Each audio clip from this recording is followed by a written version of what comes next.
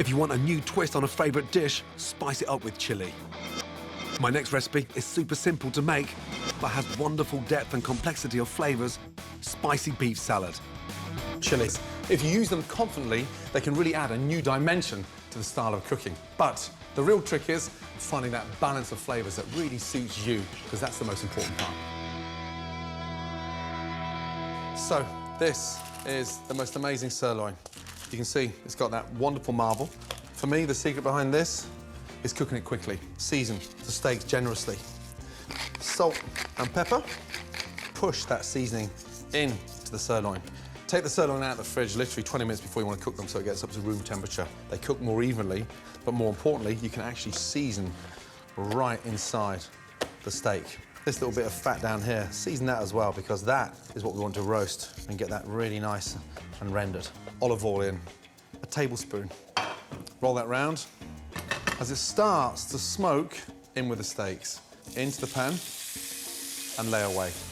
Again, into the pan and lay away. If you don't hear that noise, the minute those steaks hit the pan, don't put them in. So the secret now is getting that colour on the steak, turning it once and once only, and cooking it for 2.5 minutes each side. What I want to do is to get that bit of fat rendered so it adds a lot more flavour.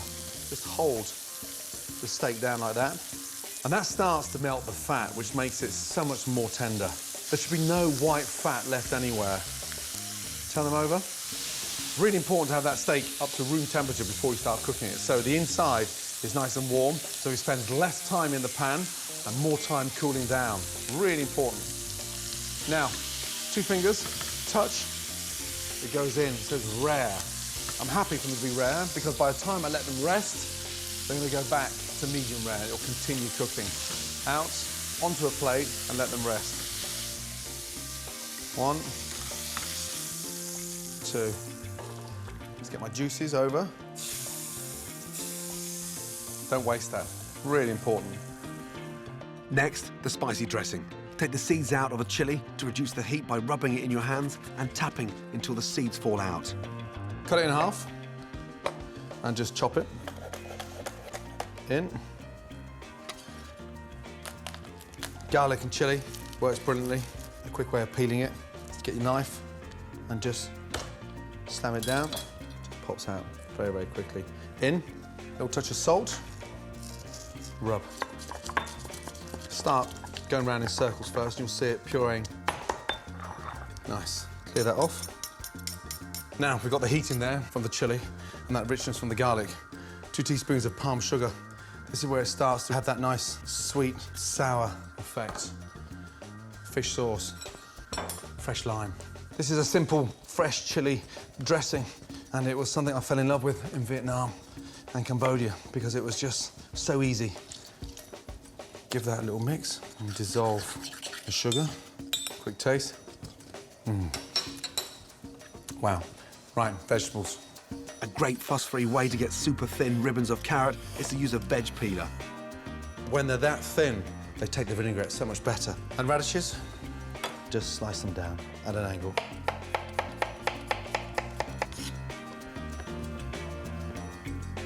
Lovely. To give another dimension to the salad, I'm going to use a banana shallot. They are incredibly mellow, very sweet.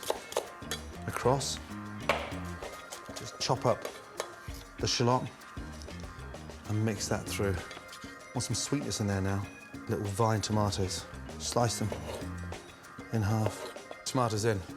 Shallot, radish, carrots and tomatoes. Next, peel and slice cucumber, chop spring onions, and shred baby gem lettuce. And then finally, get some fresh mint.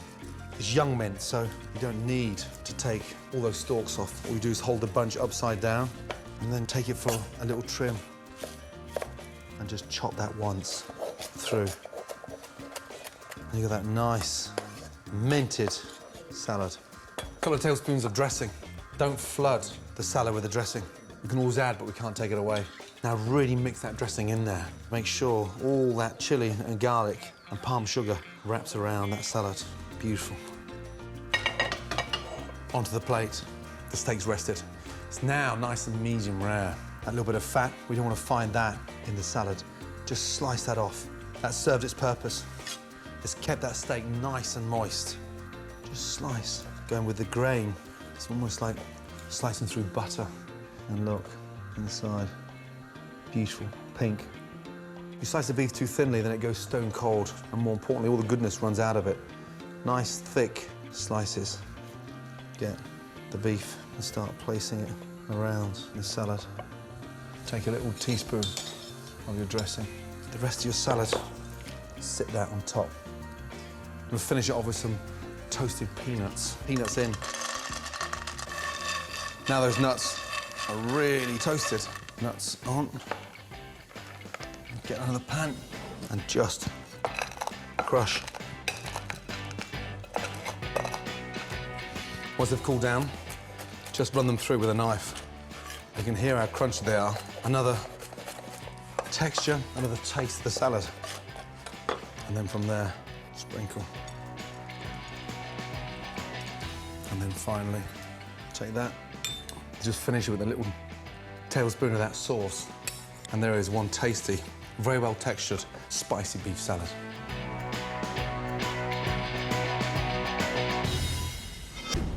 Cooking dishes in advance is a brilliant way of taking the stress out of cooking at home, and many dishes just get better and better with time.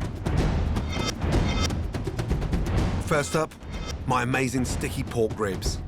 One of the secrets to great cooking is patience. Leaving dishes to marinate for 1 or 2 days helps to develop the flavour in your food, and the end result is so much more delicious. It's a method I use in the restaurants all the time.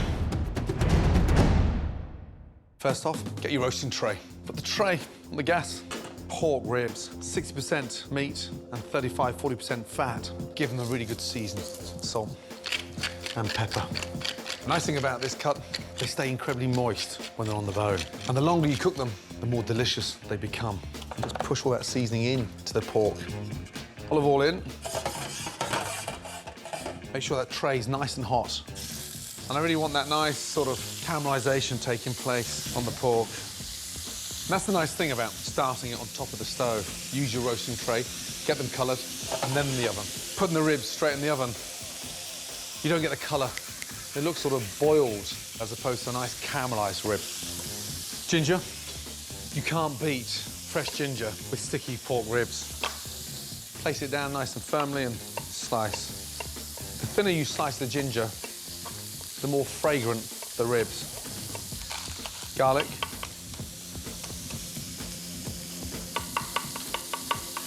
And it's really important, before you add anything to those ribs, make sure you've got the colour on the ribs first. Don't rush it.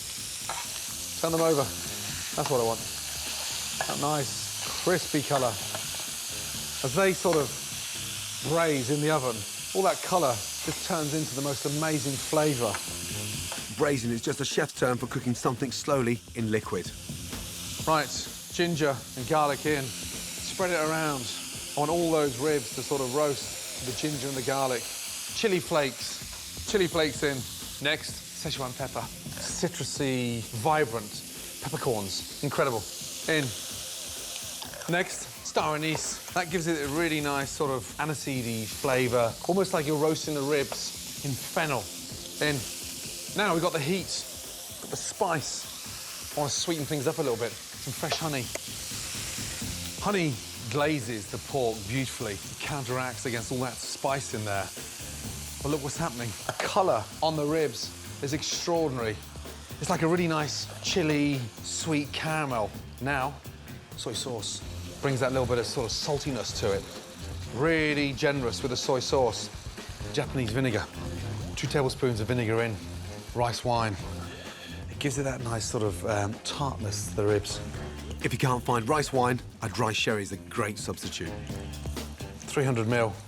That takes out the heat of that Szechuan pepper, those dry chili flakes. Make sure they're all laid down like a nice, tight box of matches. Bring that up to the boil.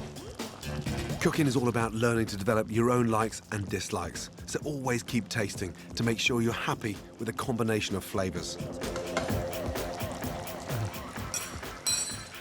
It's lacking a little touch of vinegar. I want that sharpness. Now think what's going on. The tartness, the heat, the caramel, the colour on the ribs is amazing. I want a bit of a sort of oniony flavour. We'll put some spring onions in. Whilst these ribs are in the oven, the spring onions will sort of puree, but give a sharpness to the final taste of that pork. In with my spring onions. In with my stock, 400 ml of stock. This is just a simple chicken stock. The stock just sits underneath the ribs. It absorbs into the rib, and the top of the rib glazes underneath the rib. That gets crispy and rich, and that's what makes the ribs nice and moist. Really important. Into the oven. Cook at 180 for 30 minutes. Then turn the ribs over and cook for a further 30 minutes. Now, wow, they smell incredible. Each side has got that really nice, crispy, roasted edge. It becomes sticky and chewy and sweet, sour. The fat's disappeared and the pork just melts in your mouth. I want to take them to the next level. Gas back on. Now, shake the tray. And this is the sort of the way that we finish them in the restaurant. And for every minute they glaze in that tray, they just get to taste better and better. Now look at them. I'm so happy with those. Ribs done. Absolutely delicious now. But if you want, you can put them in the fridge and the flavour will keep developing. Then just reheat them when you want to serve. So, each rib has a nice slice of ginger on there. Wow, look at that. Delicious, sticky ribs with an amazing marinade. There's a wealth of classic fast food dishes we know and love, from hot dogs and kebabs to tacos and burgers. But the great thing about making them at home is you can throw away the rule book and get creative. My next easy recipe is a miniature version of an American favorite, the burger. Smoky pork sliders with barbecue sauce. Everyone loves a burger. They're a true fast food original. And that's the exciting thing about street food. You can take an old classic like that and reinvent it into something really exciting.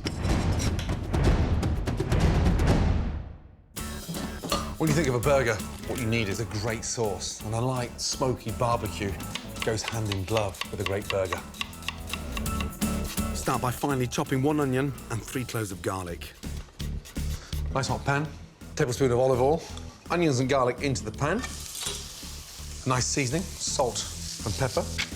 Now, the secret of a good barbecue sauce is that really important caramelization to begin with. A nice tablespoon of brown sugar. It darkens the onions, but it really starts to sort of give that nice syrupy body to the sauce. We'll put a little bit of heat in there now. A nice teaspoon of smoked paprika. That's the important part of working with spices. You've got to cook them out and almost sort of burn off that rawness, especially with the smoked paprika. That's exactly where I want it to go. Onions and garlic, beautifully caramelized. Cider vinegar in. Reduce that down.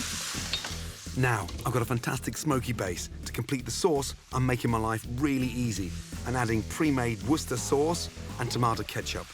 Cook that out for 2 to 3 minutes. Now, depending on how thick you like the barbecue sauce, that determines how long you cook it out for. I don't want it to be too runny, but I don't want it to be too thick either. That's the consistency we're looking for. Lovely. Turn down the gas. Touch of seasoning. Now, take that out.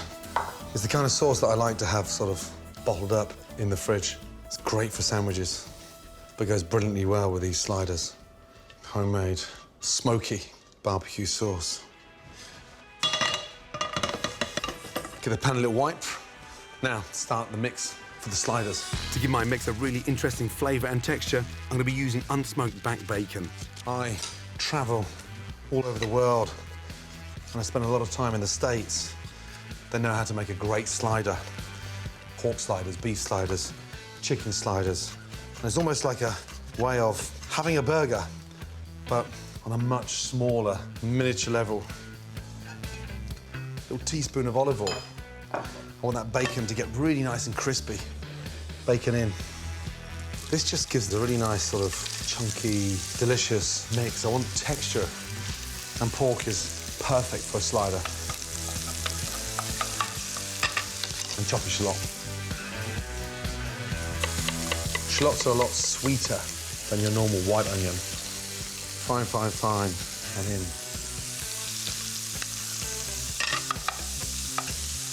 Now that bacon's getting really nice and crispy, I want a bit of heat in there. Put a little teaspoon of smoked paprika in there. And when you see these sliders in the States, for one portion there's like 4 or 5 of them, little mini one-biters. Incredible. Now, take your pork, just open it up, and give that a really nice seasoning. So important. You can't season a slider after you've cooked it. It's impossible. So, season it nicely.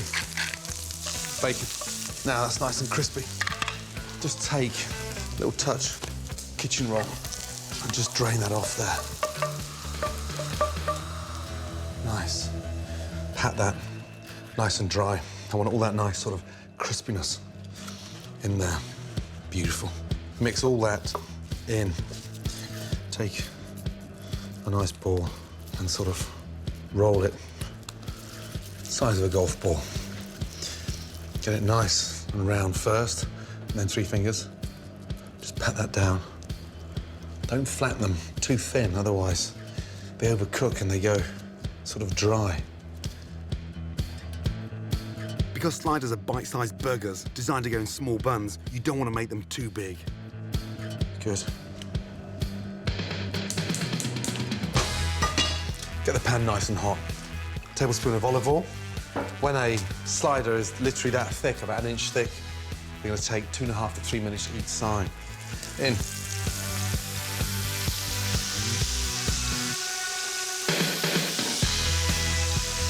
Turn them over. Lovely. Once you've turned them, tilt the pan and just spoon all that juice back into them. Even my mouth's watering now.